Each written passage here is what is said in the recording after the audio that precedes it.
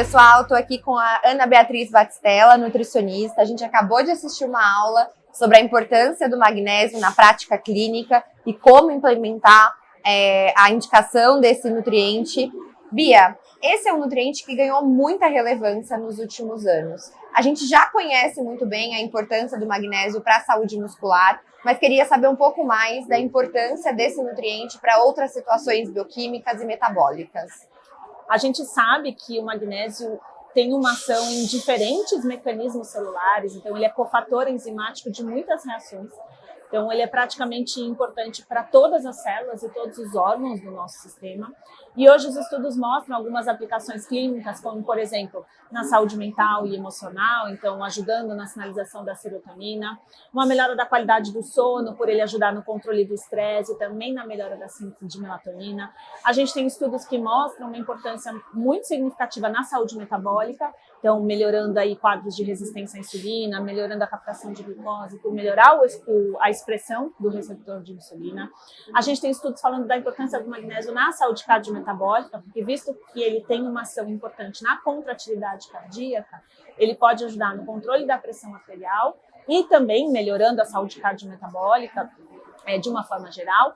E a gente sabe também que ele é importante para a função imunológica, visto que ele também regula a ação das células imunológicas, tanto de sistema imuninato quanto adquirido, e ele vai ajudar também na formação da glutationa, pensando que a glutationa é o nosso antioxidante intracelular mais importante e todas as células imunológicas dependem de glutationa, então ele também vai ajudar nesse cenário. E a gente não pode esquecer que ele também é importante para a ativação da vitamina D.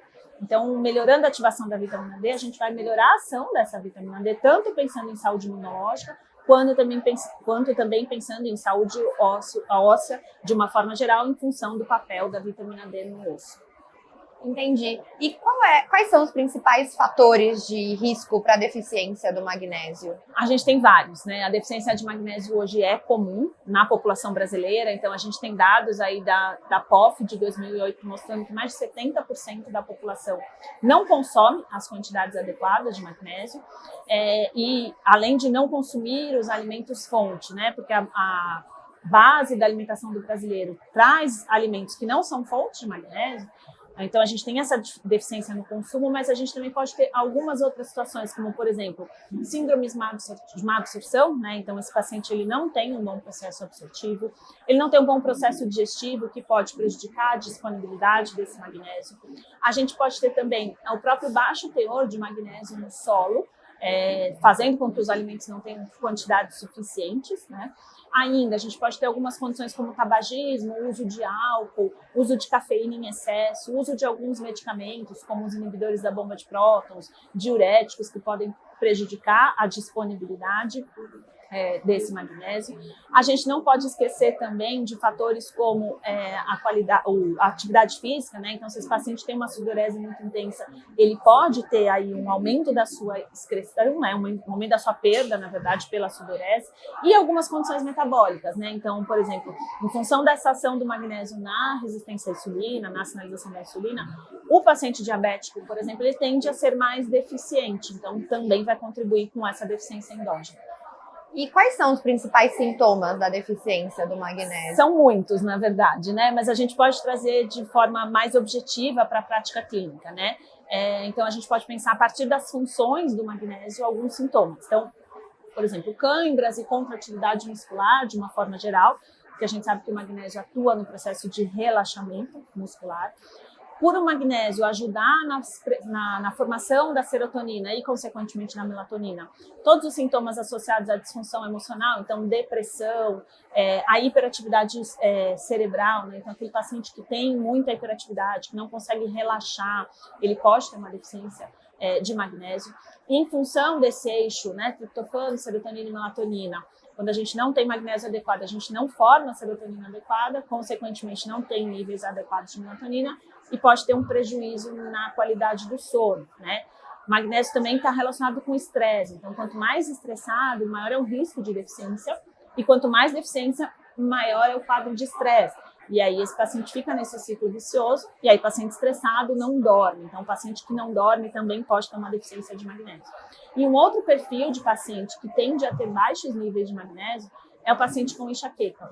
Então, os estudos mostram que quando tem a enxaqueca, esses pacientes tendem a ter menores níveis endógenos de magnésio. Então, também é um sinal importante para a gente considerar na prática clínica. E por fim, eu tenho duas perguntas. A suplementação, ela é efetiva? E quando ela deve ser considerada? Sim, né, a suplementação é efetiva.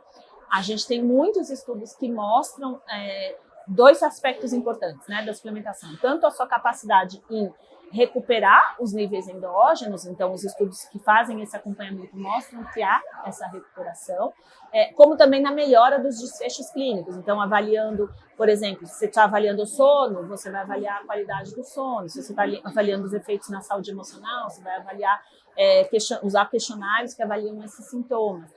No caso da enxaqueca, por exemplo, a gente tem estudos que avaliam a melhora da dor.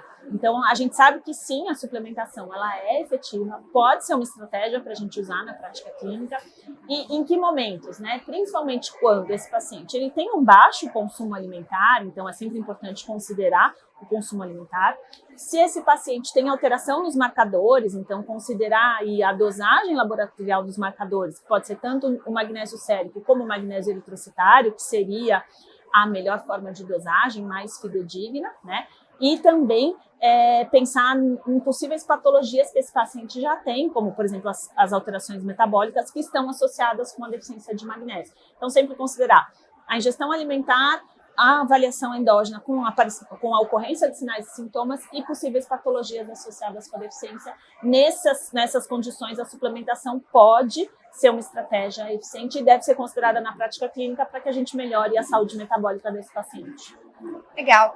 E, por fim, se você tivesse que dar uma dica aqui para os profissionais de saúde que acompanham o Avante sobre o magnésio, o que você diria?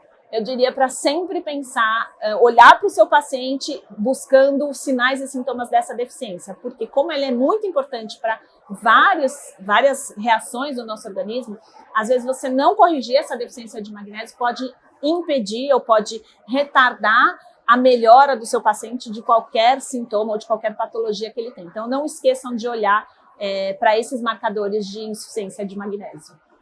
Obrigada, Bia. Obrigada.